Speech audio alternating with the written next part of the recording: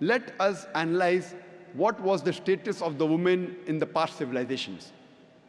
When we read the history of Babylonian civilization, it says that women were ill-treated. And if a man committed murder, his wife was put to death.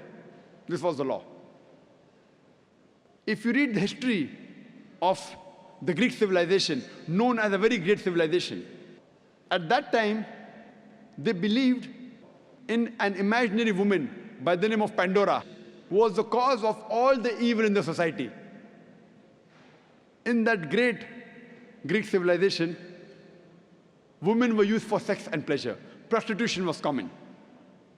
When we read the history of Roman civilization, even in Roman civilization, the women were looked down upon. Nudity and prostitution was common. When we read the history of Egyptian civilization, the woman was considered as an evil, and she was called as an instrument of the devil. When we read the history of Arab civilization, before Quran was revealed, the Arabs, very often, they buried the female alive after she was born. Alhamdulillah, summa alhamdulillah.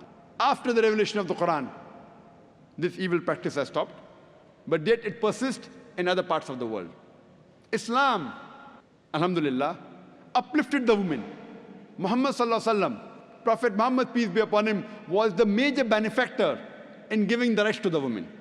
And after Islam has given rights to the woman, it has even shown us a way how that woman should maintain her status.